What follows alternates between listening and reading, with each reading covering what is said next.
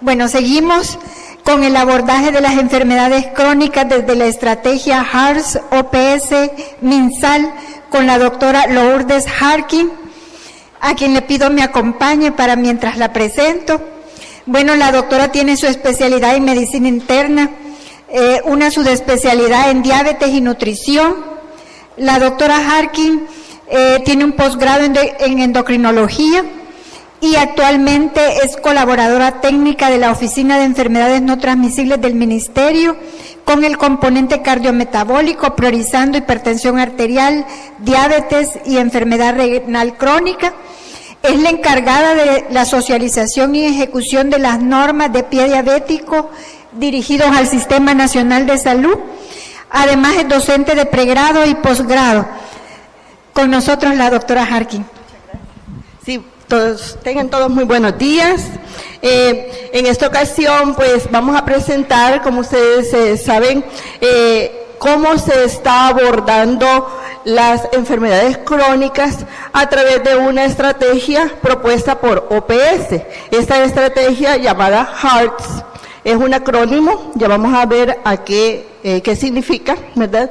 Y se está abordando por todo lo que se ha venido observando a través del tiempo y porque necesitamos tener parámetros bien puntuales para que todos sepamos cómo tratar a nuestros pacientes, cuáles son los datos del laboratorio que vamos a tener como los que nos van a servir de punto de referencia diagnóstica, tal como les estuve diciendo la doctora Miranda. Ella fue muy específica y esos datos que el especialista sabe que son los más importantes son los que nos ayudan a nosotros cuando estamos estudiando, porque son los que se nos fijan en la cabeza y nos ayudan para definir y hacer diagnósticos. Entonces, la estrategia lo que hace es que trate de resumir basado en la evidencia lo que se ha venido para ayudarle al médico y a todo el personal de salud a dar ese diagnóstico y tratamiento que el paciente necesita.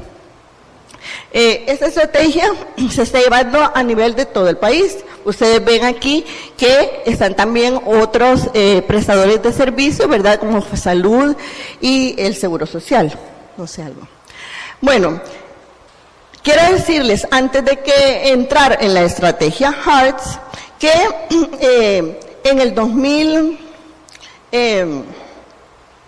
como desde el 2017-18, se estuvo trabajando en lineamientos del Ministerio de Salud, pero ahí se abarcó 3 enfermedades priorizadas metabólicas: hipertensión, diabetes y enfermedad renal. Entonces, producto de ese trabajo, que después quedó parado por la pandemia y los lineamientos quedaron en suspenso y después de la pandemia se continuaron. Pero,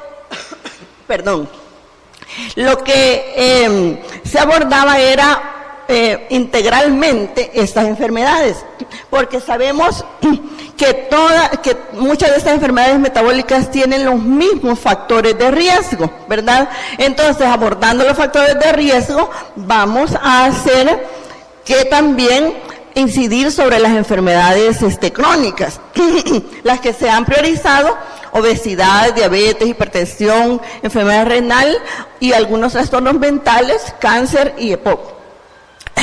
Entonces, ¿cuál era la estrategia de abordaje propuesta? Era que teníamos que empezar a hacer lineamientos, normas que nos ayudaran a hablar a todos el mismo idioma y que también incluyera un tratamiento no farmacológico para cambiar hábitos y estilos de vida más saludables, que teníamos que incorporar a todo el sector relacionado con salud fuera del ministerio, por ejemplo, municipalidades que ayudaran con parques, con estrategias de ejercicio físico, que incentivaran a las personas. Ay, no tengo dónde poner. Muchas gracias. Que incentivara a las personas a cambiar a ese estilo de vida saludable. Y luego también que a nivel del ministerio se brindara la oportunidad y los insumos para hacer diagnóstico, pruebas de laboratorio, equipo médico y el tratamiento, ¿verdad? Luego también que se desarrollen competencias de capacitación, porque todos necesitamos estar enterados de lo que se está haciendo como normativa para mejorar el tratamiento. Y que eso que estamos haciendo se vigilara para que nos demos cuenta. Solo cuando nosotros nos retroalimentamos y sabemos lo que estamos haciendo, es que podemos analizar y decir si se hace bien o mal. Y luego también que fuera proceso de investigación lo que se hace, y todo eso a través de toda el periodo de vida del paciente, desde que está en el útero hasta que llega a toda su vida adultez y adulto mayor. Entonces, ese era el lineamiento, pero eso fue en el 2021, todo desde enero se lanzó el lineamiento y se empezó a trabajar en las unidades de salud, porque esa estrategia de manejo de hipertensión más que todo es para el primer nivel de atención, pero nosotros también debemos saberlo, porque incluso en el congreso que tuvimos de medicina interna, Argentina con sus ponentes nos hizo alusión y presentó la estrategia HARS que están llevando en Argentina. Pero entonces tenemos que saber la que estamos llevando en El Salvador. Aquí, después que nosotros habíamos lanzado el lineamiento, vino OPS a proponer a El Salvador que nos uniéramos a la estrategia HARS. Ellos abordan desde la hipertensión, hacen énfasis en la hipertensión, para después hacer énfasis en el manejo de riesgo cardiovascular. Bueno, y nosotros empezamos ya entonces en el país con la estrategia en HARS en el 2021 a finales. Entonces habíamos empezado con el lineamiento en el 21, pero después en el 22 entramos de lleno con la estrategia HARS. ¿Cuál es la diferencia? Que HARS nosotros abordábamos con el lineamiento diabetes, enfermedad crónica, renal crónica, hipertensión. Entonces nosotros le llamamos que teníamos un HARS Plus, porque nosotros teníamos más enfermedades para abarcarlas todas. En cambio, la estrategia HARS solo proponía abarcar desde hipertensión, pero en el 2023 nos ha dicho OPS que va a empezar a incorporar la estrategia HARS-D, porque ellos ya van a decirle a toda Latinoamérica que también tienen que abordar diabetes y dislipidemias. Entonces llevamos cierta ventaja. ¿Por qué hay que implementar una estrategia para la hipertensión?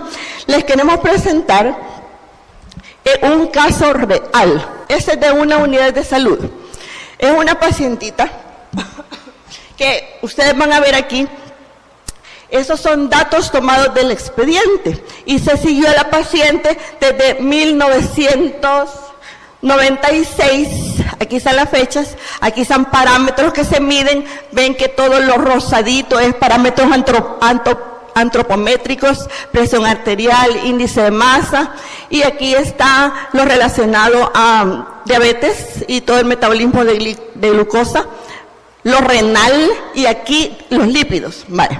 Entonces, solo lo que está marcado es lo que estaba consignado en el expediente. Si las casillas están vacías es porque a esa paciente no se le investigó nada más, sino que solo lo que está marcado. Fíjense, en cada consulta ustedes van a ver que se le medía la presión arterial. Fíjense los datos de presión arterial. 96, 2002. 140, 100, 140, 100, 160, 100, 190, 120. Estos son datos ya de crisis hipertensiva, ¿verdad? Bueno, entonces, el peso se le tomaba No le puse a cuánto equivalía el índice de masa porque les digo que aquí solo dejé lo que estaba consignado en el expediente.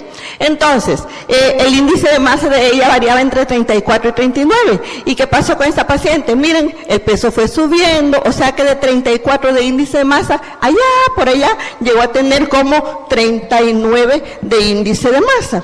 Vaya, vamos a ver qué más es lo que está sucediendo.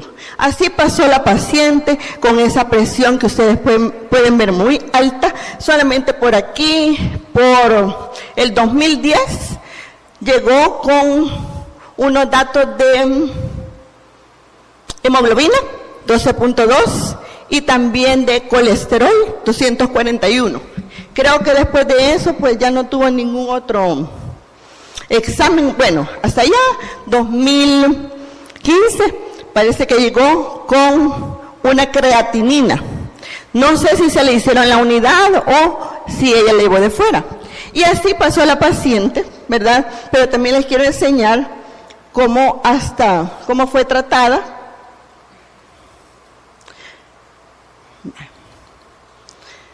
Quiero que vean ustedes cómo era el tratamiento. Con estas presiones, la paciente, aquí, bueno, a ella se le sospechó en algún momento, inicialmente por anticoncepción. Ella tenía 2 hijos ya, ¿verdad? Entonces, hubo un periodo de amenorrea y entonces sospecharon que podía ser embarazo, ¿verdad? La catalogaron como preeclampsia, le dejaron Aldomet porque la presión alta, pero con Aldomet 2 veces al día. ¿Cada cuánto se da el Aldomet para que sea efectivo? ¿Cuál es la dosis y cuál es la frecuencia? Entonces, van a ver que a veces nosotros pecamos un poco de que, ¿será que la trato? ¿No la trato? Nos da un poco de miedo. Vaya, y luego así pasó la paciente, después de que parece que perdió, no había otra cosa en el expediente, parece que perdió al bebé, fue un aborto al parecer. Ella empezó a ser tratada con enalapril. Enalapril, que generalmente ella tenía 20 miligramos al día, ¿verdad? Y aquí cuando llegó con 160, 100 es que le pusieron 2 al día. Pero aquí miren, 190, 120, enalapril, 1 al día. Ella estuvo con enalapril muchísimo tiempo, mucho tiempo. Vamos a ver aquí.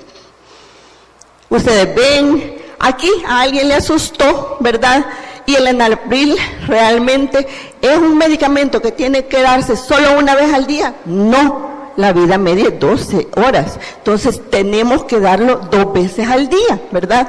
Aquí a alguien le asustó que llegaba con una presión de 180 a 100, le dio 3 veces al día. ¿Tenemos que darlo 3 veces al día? No, ¿verdad? Entonces, ustedes ven, bueno, pero para no cansarlos, después de esta paciente, llegó por ahí, que alguien también dijo, bueno, le da tos, dijo, entonces le cambiaron el enalapril, le dieron enlodipina y le pusieron, cuando se encontraban con las presiones así, tan altísimas, alguien dijo, no, le voy a dejar hidroclorotesida, media tabletita al día, para ayudar a la amlodipina. Entonces ustedes están viendo, y siguió la paciente con niveles de 140, 180, 160. Lo que queremos decir con esto es que esto empezó desde el 86 y ha seguido así hasta como el 2021 que se está evaluando esa paciente. Entonces, alguien nos dice, a veces, ¿por qué razón? Quizás porque no tenemos una educación continuada o por qué razón sea. Entonces tendemos a mostrar esa inercia terapéutica. No cambiamos el medicamento a pesar de que nos está diciendo el paciente que debe dársele algo diferente o aumentar dosis. Entonces, para que ustedes vean que esto que está pasando no es solo de El Salvador, esto se está dando en toda Latinoamérica. Es por esa razón que se ha puesto como más apretado el cinturón OPS y los ministerios de salud para decir, ya paremos esto, actuemos, hagamos algo. Y por eso es que se da la iniciativa HEARTS. Y otra cosa es porque en uno de los objetivos de desarrollo sostenible, ¿verdad? Porque tenemos que reducir para el 2030 a un tercio la mortalidad prematura de enfermedades no transmisibles. ¿Cuál es las muertes prematuras? Las muertes prematuras son todos los que se mueren por enfermedades no transmisibles menores de 69 años. Entonces tenemos que reducir la mortalidad en los menores de 69 años. ¿Y cómo se nos están muriendo actualmente los pacientes? ¿En qué edades? Ustedes ven aquí que por causas cardiovasculares se están muriendo alrededor de los 58 años, por diabetes mellitus alrededor de los 58 años, enfermedad renal crónica 57, 58 años. O sea que no solo es el objetivo, hay otros más, pero en los otros ya se ha venido trabajando bastante bien por muchos años, como por ejemplo en la mortalidad materna, en la mortalidad neonatal. Entonces, esos objetivos ya están bastante bien controlados. Pero lo que nos está atacando ahora, que nuestra población se está haciendo cada vez más vieja, entonces son las enfermedades no transmisibles, ¿verdad? Es por esa razón que nos enfocamos en esto.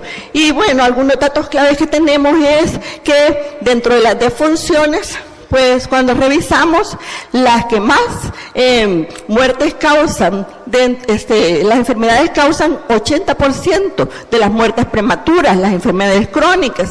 Y ustedes ven que en cuanto a las cardiovasculares, pues en las Américas está en 28 la mortalidad por ciento, y en El Salvador no estamos tan diferente. Y luego también en diabetes estamos casi igual.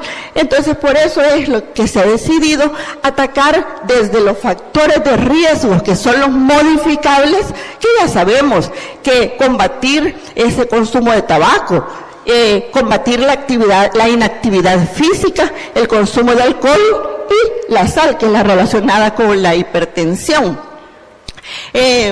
Tuvimos, quizás de los únicos datos que tuvimos, los más recientes, fue la encuesta nacional de enfermedades crónicas, que esa fue en el 2015, porque mencionó algo así el doctor Solano, que a veces no tenemos datos propios de país, y es cierto.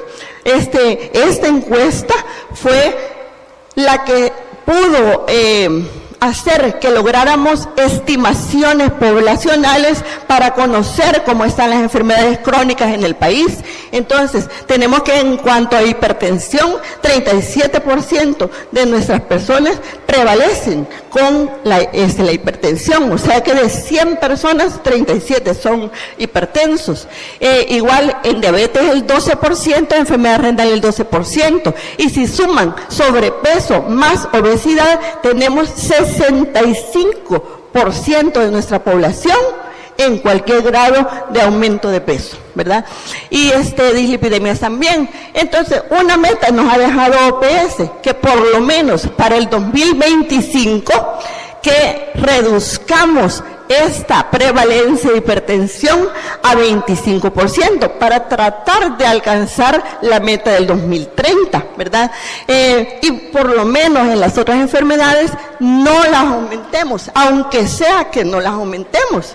Pero lo que estamos viendo es que en cuanto a la mortalidad, fíjense que estamos viendo que aquí venía un poco estable, y lo que pasó en el 2020, ustedes saben, 21, se nos elevó un poco. Entonces eso quizás nos ha hecho un retraso en lo que teníamos que haber alcanzado como meta. Ahora ya tiende a bajar la mortalidad por enfermedades crónicas después de la pandemia, pero quién sabe si logramos alcanzar el objetivo. Otra cosa importante de por qué nosotros tenemos que centrarnos en tratar las enfermedades es porque cuando se evalúa cómo la hipertensión afecta la mortalidad en otras enfermedades, es que la causa común, que es hipertensión, hace que incida en la mortalidad por accidentes cerebrovasculares en un 62%, y es la causa de muerte por cardiopatía isquémica en un casi 58%. Todos están arriba del 50%. También se relaciona hipertensión como causa para enfermedad renal en un 56%. Entonces, es la hipertensión como la puerta de entrada donde podemos capturar lo que está pasando con las otras enfermedades. Es por eso que se han puesto metas. Nosotros, a nivel de el trabajo que se está haciendo es que tenemos que tamizar a un 70% de la población que es esperada que podemos tener como hipertensa, que vamos a diagnosticar un 80%, vamos a tener en algún tipo de tratamiento un 90%, eso incluye, aunque sea el tratamiento no farmacológico, pero tenemos que indicarlo, ejercicio, alimentación y tener al paciente en ese tratamiento, y luego tenerlo bien controlado a un 80% de los pacientes. Si nosotros no teníamos antes cómo controlarlo, porque yo sé que es difícil en las unidades de salud que se hacía antes. No teníamos un médico que pasaba continuamente viendo a los pacientes, sino que se cambiaba el director de la unidad de salud a cada uno que iba llegando en año social. Eso no dejaba que se hiciera como una buena gerencia, ¿verdad?, de lo que estaba pasando con la salud, pero ahora se ha cambiado un poco. Entonces, ¿qué es la iniciativa HEARTS? Es esa estrategia de prevención con énfasis en la modificación de estilo de vida. Prioriza el manejo de la hipertensión, interviniendo en el diagnóstico y medios terapéuticos eficaces que sean de bajo costo y pueden emplearse en países con recursos limitados. Entonces, ¿cómo se está liderando? Bueno, la OMS es la que la lidera mundialmente, los ministerios de salud en cada país, y nosotros pues aquí pueden ver que está El Salvador como parte de estos primeros 32 países que se están también adhiriendo a la estrategia. Para el 2025 se espera que HEARTS sea el modelo de manejo del riesgo cardiovascular, incluyendo hipertensión, diabetes, dislipidemia en la atención primaria. Entonces, lo que se hace es que las bases que pone HEARTS son casi las bases que se habían puesto en el lineamiento nuestro, que empezó antes que HEARTS. Ellos proponen que debemos tener un protocolo de tratamiento. Se ha hecho se llaman vías clínicas, en lo que se sintetiza en una página todo el gran conocimiento, similar a como que la doctora Miranda les hubiera dicho, el tratamiento de la anemia es así, y se los haga en una página. Alguien experto y alguien especialista, y tomando en cuenta la evidencia, puede hacer eso, y es lo que se ha hecho para simplificar, porque en primer nivel de atención no se trata solo hipertensión, se tratan demasiadas enfermedades. Entonces, una forma de darle a nuestro médico y a nuestro personal de salud una arma más para que sepa cómo fácilmente a recordar todo lo que tiene que hacer, ¿verdad? Bueno, y además de eso, pues, se está cambiando a medir la presión arterial de una forma más precisa, porque se van a utilizar los tensiómetros digitales que estén validados por autoridades internacionales, no cualquiera que venda en la farmacia, ¿verdad? ¿Y por qué? Nosotros todo lo tendemos a redondear. Enfermera, ¿cuánto salió de presión? 120/80, ¿verdad? Nadie le va a decir 127/57, no, nadie. Entonces, es muy subjetivo, y a veces, si ustedes se ponen a pensar, 142/97, sí, porque ¿qué hubiéramos dicho? 140/95 tiene el paciente, quizás le doy chance. Eso es un milímetro de mercurio más. Pónganse a pensar que si ese paciente tiene muchos más factores de riesgo, quizá tiene mucho tiempo de estar el paciente. ¿Qué le está haciendo esos 7 milímetros de mercurio más a su endotelio para dañárselo progresivamente por la hipertensión? Entonces, por esa razón es que tenemos que ser muy precisos y ya no andar contemplando la hipertensión. Bueno, y así se está haciendo una serie de capacitaciones, se está estandarizando cómo recoger los datos. No sé si conocen el SIS, el Sistema Integrado de Salud, donde se está ingresando todos los datos de los pacientes en una historia de enfermedades crónicas para que después tengamos tablas de salidas y esa tabla de salida pues las pueda analizar a lo largo del tiempo el médico que está a cargo del paciente, ahí como en la dirección con todo lo que están tratando los pacientes, porque yo sé que es bien difícil sacar un historial, que ese historial en un papel, si que hacíamos ese papel, los expedientes en papel, tenía que alguien sentarse y estar analizando cómo eran los parámetros y estarlos pasando, si quisiera analizarlos, en una gran sábana. Entonces, con los sistemas informáticos, se nos va a hacer más fácil, porque eso están implementándose desde el 22 y vamos a poder tener una mejor evolución del paciente, ¿verdad? Y así, además de que nosotros tenemos, Dios mío, ya nos queda un poquito. Bueno, entonces vamos a pasar todo esto. Eso nos está chequeando también OPS, cómo estamos evaluando al paciente. Y esto, los impulsores, quiere decir que dejemos la inercia farmacológica, que aumentemos la dosis cuando lo necesitamos, que sigamos toda la evolución del paciente. Vamos a pasar lo que quiere decir cada una de las letras de HARS. HARS es en cuanto a hábitos y estilos de vida, que tenemos que hacer tratamiento no farmacológico, incidir en todos los estilos de vida. ¿Y qué propone también? Que usemos la evidencia. Se ha hecho este protocolo donde ha participado especialistas del IDE, Fosalud, del ISBM, y ellos, usando las guías y la evidencia actual, entonces se ha hecho este tipo de protocolo. ¿En qué consiste?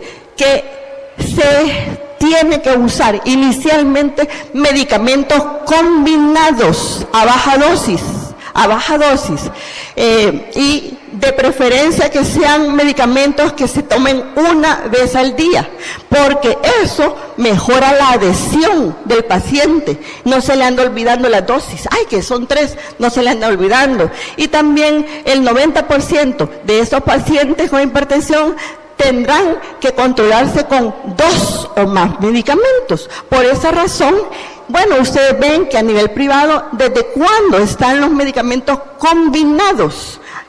Combinados con un ARA-2 y un diurético, porque se sabe que el paciente va a llegar a necesitarlos. Entonces, eso hay que trasladarlo a nuestros pacientes. Lo que se está haciendo es que se tenga acceso a los medicamentos, se están haciendo compras de un montón de insumos, de materiales, de pruebas de laboratorio, para que nosotros podamos tener a disposición para tratar al paciente. También el riesgo cardiovascular, se ha hecho una calculadora, esta calculadora la ha hecho la OMS, y con eso nosotros podemos ir midiendo el riesgo cardiovascular. Se está trabajando en equipo, ahí nos están ayudando pues todos, el promotor, enfermera, nutricionista, farmacia, todo el mundo, el educador en salud, para dar las estrategias, además del tratamiento farmacológico, el no farmacológico. Y bueno, los sistemas que les dije también que se está haciendo informáticos. Bueno, el protocolo enseña cómo tener una buena medida de la presión arterial, usar los tensiómetros digitales y usar también los pasos para una buena medida. Que el paciente tiene que estar lo más tranquilo, ¿verdad? Que no conversar, no estarle preguntando, señor, ¿cuántos años tiene? No, dejarlo tranquilo, que los pies estén reposando en el suelo, que el brazo esté a la altura del corazón, medir bien la presión arterial. Todo eso está en las páginas de internet, aquí hay unos links. Entonces, y después, esto es bien importante, el riesgo cardiovascular. ¿Qué tipo de paciente? ¿Cómo vamos a medir el riesgo cardiovascular? Ahí les enseñan cuáles son la categorización del riesgo. Pero lo que quiere decir esto es que, por ejemplo, si tenemos un paciente por 10 años, lo estamos observando a 100 personas con la misma edad, sexo y condiciones, el riesgo estimado, si fuera de 25%, indica que 25 de estas 100 personas tendrán un episodio de infarto, accidente cerebrovascular o muerte cardiovascular. Entonces eso nos da una idea, porque por eso hay que prevenir el riesgo alto, para prevenirle la mortalidad por esas condiciones. Ahora, eso me interesa mucho, que empecemos a graduar bien el riesgo cardiovascular. Entonces, lo primero que les pregunta la calculadora, ¿tiene historia de enfermedad cardiovascular? ¿qué es enfermedad cardiovascular? 3 cosas, apréndanselas. Son 3 cosas. Enfermedad vascular cerebral, enfermedad vascular cardíaca o enfermedad vascular periférica, ¿verdad? Entonces, si le dicen que un paciente, por ejemplo, ustedes están en una consulta, le dice que es diabético, ustedes lo ven que entró caminando con dificultad porque tiene tal vez una hemiparesia o tiene un poco desviados los rasgos, ustedes todos estamos obligados en que tenemos que hacerle el interrogatorio, y si ese paciente es diabético y además ya tiene evidencia de que tiene una enfermedad vascular cerebral establecida, ese paciente es de muy alto riesgo. Entonces, porque ese paciente puede ser que tenga otro evento pronto. Eso es catalogado como muy alto riesgo. ¿Y en qué se diferencia el paciente de alto riesgo? El de alto riesgo sería los pacientes renales, diabéticos, porque sabemos que en ellos ya hay un daño endotelial. La misma enfermedad le está dando un daño endotelial. Si solo tienen diabetes y hipertensión, son de alto riesgo. ¿Y cuál es la diferencia? Que en el tratamiento, porque estos van a tener una dosis de atorvastatina más alta que estos. Y además, solo en estos, según la evidencia, está indicado dar aspirina, solo en los que tienen muy alto riesgo porque tienen una enfermedad vascular establecida. Entonces, no le andemos dando la aspirina a todo el mundo, sino que se le tenemos que dar eso. Y lo otro sería que se cataloga a otro paciente que sea de alto riesgo, que quizás no es ni diabético ni renal, pero nosotros al hacerle la calculadora, pues vemos que por condiciones de que él fuma o que el colesterol está muy alto o la presión la tiene muy elevada, entonces me sale un riesgo quizás de 20%, aunque no sea diabético y aunque no sea renal. Entonces ese paciente también se convierte en un paciente de alto riesgo. Bueno, otra cosa bien importante, quizás antes de que para diagnosticar al paciente no tenemos que decirle que venga otro día. Capturémoslas el día mismo que le estamos haciendo el control. Si tenemos dudas porque me salió alta, hagamos las mediciones, 3 mediciones, y omitamos la primera y hagamos el promedio, ¿verdad?, entre las 2 sistólicas y las 2 diastólicas, y de ahí obtengamos cuánto tiene el paciente. Si por ejemplo llega a tener 150/97, la presión arterial alta es arriba de 140/90. Pero si ese paciente me salió ya en el promedio con una sistólica de 135, estos pacientes, y es diabético o tiene alto riesgo, con 130 le voy a hacer yo el diagnóstico. Piensen en lo que estamos hablando, cuidemos a esos pacientes porque ya sabemos que ellos tienen su endotelio dañado. Por eso vamos a hacer un diagnóstico con un nivel más bajo en los pacientes que son de alto riesgo, ¿verdad? Bueno, y así, yo creo que no vamos a terminar de verlo todo, pero bueno, les va a quedar este material para que ustedes vayan viendo cómo tratar. Y lo último quizás que me interesaba era esto, que ustedes vieran cómo es escalonado el tratamiento. Empezamos por ahora con lo que tenemos a nivel, por lo menos de MinSal, enalapril a dosis baja, pero sumado de una vez con amlodipina, y lo controlamos en un mes. No lo dejamos 20 años sin cambiarle tratamiento. Si no está controlado en el mes, tenemos que pasar al siguiente paso, aumentarle a dosis plena el enalapril y dejarle la amlodipina también un poco más alta. Si con eso en un mes que lo controlamos no está controlado, sigamos, ¿verdad? Y le empezamos a dar hidrocloro 25 al día, además de los tratamientos que teníamos. Y si en ese mes no se controla, pasemos a hidrocloro 50, los 3 medicamentos. Y si en ese mes no se controla, mandémoslo al especialista, porque entonces quizás se trata de una hipertensión refractaria, pero no nos quedemos 20 años con una paciente sin hacerle cambios. Ese era el mensaje. Y eso, bueno, y también el doctor dice, como es un tratamiento integral, a estos pacientes crónicos tenemos que mandarlos a la vacunación.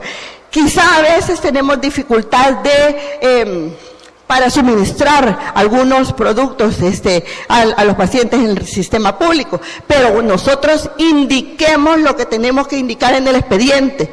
No sabemos qué pueda pasar, ustedes indiquen y traten a su paciente con todo lo que se tiene que tratar. Entonces ustedes pónganle, lo dejo al paciente que es un paciente de riesgo en las vacunas de influenza, neumococo y COVID, y lo envían. Eso es lo que tenía el tratamiento, el protocolo a grandes rasgos, ¿verdad? Porque realmente si se puede, pues en otra oportunidad tener un poco más de extensión incluso tenemos vías de, un taller sería bueno, tenemos vías de enfermedad renal crónica y también vías de diabetes mellitus. Entonces, eso también les quería explicar, pero es bien importante que todos sepamos qué es lo que vamos a hacer en el tratamiento. Gracias.